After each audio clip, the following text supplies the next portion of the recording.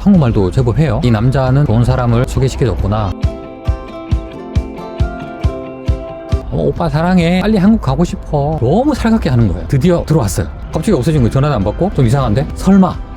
안녕하세요. 푸르는 날 채널의 최동원 변호사입니다. 요즘 이제 다문화 가정도 많아지고 국제 결혼을 하신 분들 많아지고 있는데요. 국제 결혼 하신 가정 중에 부인이 잠적을 하거나 이혼을 요구한다는 등의 이유로 좀 문제가 생기신 그런 가정이 많은데, 오늘은 그런 사례에 대해서 한번 얘기를 해볼까 합니다. 블로그 사례 요약 부탁드립니다. 국제 결혼을 해서 행복하게 잘 사시면 좋은데 그러지 못한 가정들도 많이 있습니다. 오늘 제가 말씀드릴 사례도 이제 이혼을 하게 된 그런 부부 사례인데, 제가 이제 특정 국가나 특정인을 제가 비난하고자 이런 말씀을 드리는 건 아니라는 거를 유념해 주시고요. 한국인 남자분들이 이제 외국 여성분들을 만나서 결혼을 많이 하시죠. 이제 이번 사례도 이제 동남아시아 이제 여성분을 만나서 소개를 받아서 이제 결혼을 하고, 남편이 이제 한국에서 이제 혼인신고도 다 마치고 했는데, 와이프가 이제 한국에 입국한 지 얼마 되지 않아서 바로 가출을 한 그런 사례였어요. 좀 구체적으로 말씀드리면, 국제결혼중개업체를 통해서 이제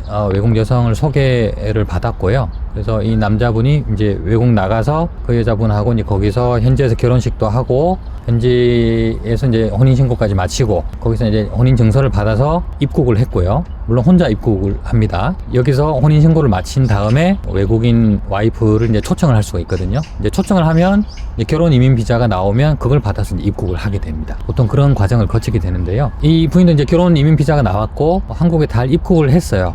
그런데 그 과정에서 조금 이상한 점이 있었어요. 이 남자분이 이제 소개를 받아서 그 현지에 갔더니 신부가 조금 너무 많이 어린 거예요. 나이 차이가 20몇 살인가에 났어요. 네. 그러면 조금 이제 많이 난다고 볼 수 있죠. 그런데 또 의외로 이 여자가 살갑게 굴면서 한국 가고 싶다, 당신 좋아, 한국말도 제법 해요. 하니까 이 남자는 이제 진짜 잘 만났다, 좋은 사람을 소개시켜줬구나, 이렇게 해서 이제 당연히 믿고 결혼했는데, 그 현지에서 이제 같이 여행을 또 며칠 다니고 혼인신고 하잖아요. 그런데 이제 몸이 좀 불편하다 그러면서 이제 같이 부부관계를 하거나 하는 거는 조금 이제 못했던 거죠. 그래서 여자들은 한 달에 한 번씩 하는 그런 것들 있잖아요. 그래서 이해를 했어요. 하고 들어와서 이제 즐거운 마음에 초청하고 입국하길 기다리면서 얼마나 그 사랑스러운 문자를 주고받았겠어요. 이분이 나이가 좀 있으시지만 그걸 봤더니 거의 이제 10대 처음 연애하는 그런 기분으로 막 하트 뿅뿅 딸링. 근데 그 여자분도 만만치 않아요. 오빠 사랑해. 빨리 한국 가고 싶어. 너무 살갑게 하는 거예요.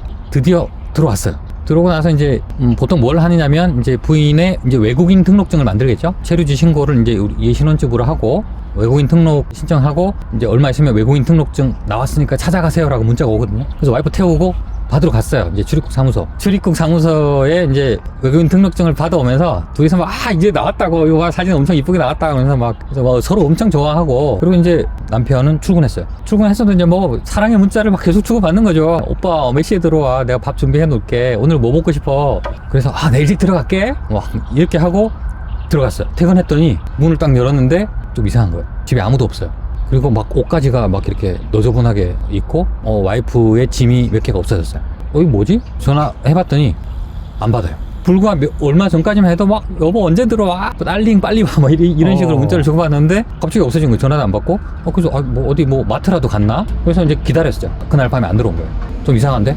그 이제 뒤져보니까 와이프 여행 가방하고 옷까지 없어졌어요. 그리고 귀금속류 이런 것들도 싹 가지고 나간 거예요. 이제 생각은 했죠. 설마.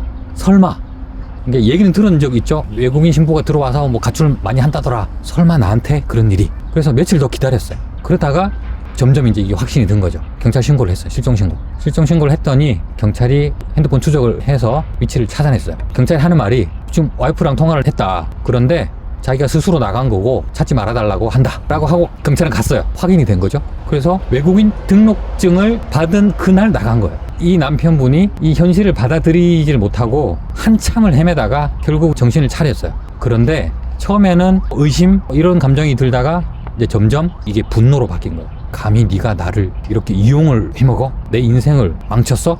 그래서 이제 저를 찾아오신 거죠. 오셔서 하는 말이, 이거 무효로 해달라. 이 결혼 무효로 할 수 있냐? 그리고 저 여자 어떻게든 뭔가 처벌을 받게 하고 싶다.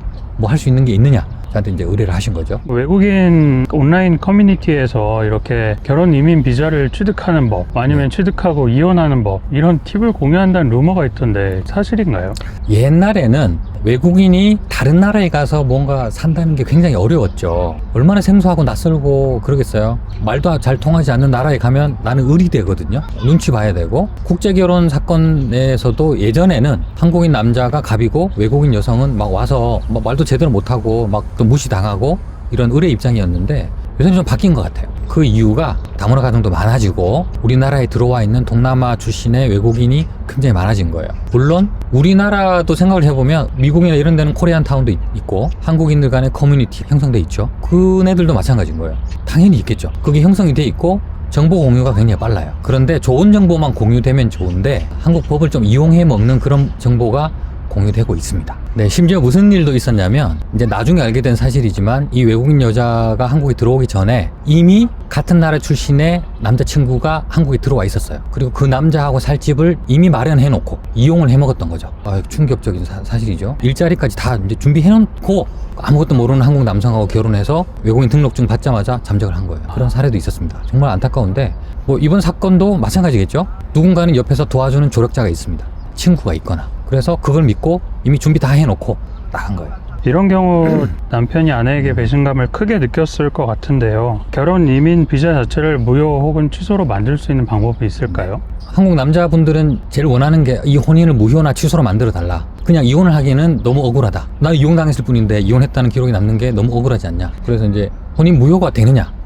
무효는 처음부터 없었던 게 되는 거니까. 혼인 무효라는 의미는 혼인 신고하는 뭐 그 사실 자체를 몰랐다거나 예를 들어서 뭐 내가 모르는 사이에 누군가가 서류를 위조해서 나랑 혼인 신고를 해뒀다. 혼인 의사가 전혀 없었던 거죠.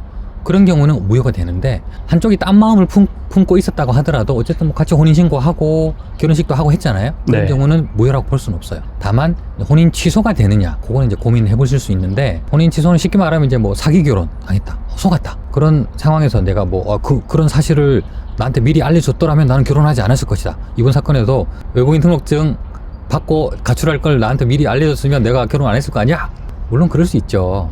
그런데 법원에서는 이제 혼인 취소나 혼인 무효를 그렇게 쉽게 인정해 주지는 않습니다. 어떤 명백한 증거가 또 있어야 되고요. 그걸 뭐 속였다 이런 거까지 입증이 돼야 되는데 와이프는 그냥 내심으로 혼자 생각하고 있었지 어떤 뭘 속이지는 않았거든요. 그걸 입증할 수가 없는 거예요. 그 속마음을. 그래서 안타깝지만 혼인 취소도 좀 어려운 상황이에요.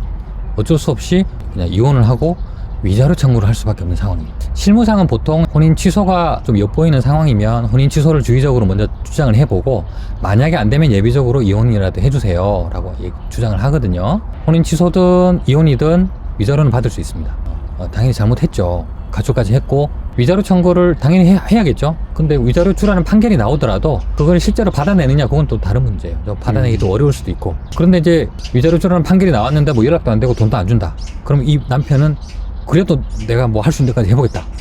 그러면은 또 한국인들과 마찬가지로 채무불이행자 명부에 등재시켜 놓고 뭐 이렇게 신용거래를 막는다든지 이렇게 압박을 할 수도 있거든요. 그렇게 해놓으면 나중에 뭐 자기 명의로 뭐 대출을 받거나 뭐 카드를 만들거나 뭐 사업자 등록을 내거나 할 때는 그걸 풀어야 되거든요. 실제로 어떤 분들은 풀어달라고 저한테 찾아오신 분들도 있어요. 그래서 뭐 그렇게 압박을 할 수도 있어요. 그게 이제 하나의 조치 방법이 되겠고, 또 두 번째는 이제 좀 약간 행정적인 건데 비자 자체를 취소시킨다거나 하는 거는 이 남편이 할 수 있는 건 아니죠. 그거는 비자를 내준 정부에서 해야 되는 문제니까 그걸 취소하니 마니 뭐 이런 것들은 이 남편이 하기보다는 물론 이제 그 출입국 사무소에다가 민원은 제기할 수 있습니다. 이렇게 해서 내가 피해를 봤으니 체류 자격 연장을 시키지 말아라. 이혼을 했기 때문에 결혼 이민 비자로는 더 이상 발급하지 말아라. 다른 비자를 받지 못하면 추방시켜라. 이런 식으로 민원을 제기할 수 있습니다. 그리고 결혼 이민 비자는 이제 연장하기 위해서는 남편의 동의를 받아야 되거든요. 동의 안 해주는 방법이 또 있을 수 있고, 또 하나는 이제 체류지 신고를 하거든요. 우리나라 전입신고하는 것처럼 주소지를 이제 남편 주소지로 해놨을 거 아니에요. 외국인 출입국 사무소에다가 이 사람 가출했고 나 이혼했으니까 이 사람 체류지 여기 아니다 말소시켜달라. 우리나라 주민등록도 마찬가지로 그렇게 할 수 있거든요. 이 사람 여기 안 살아요. 그럼 뭐 나와서 확인해보고 안 살면 말소시킵니다. 외국인의 경우에는 말소가 되면 15일 이내에 다른 주소를 신고를 해야 돼요. 안 하면 추방되고 형사처벌까지 받거든요. 그렇게 좀 압박을 할 수가 있어요. 형사처벌 되면 수사기관에서 찾으러 다니겠죠.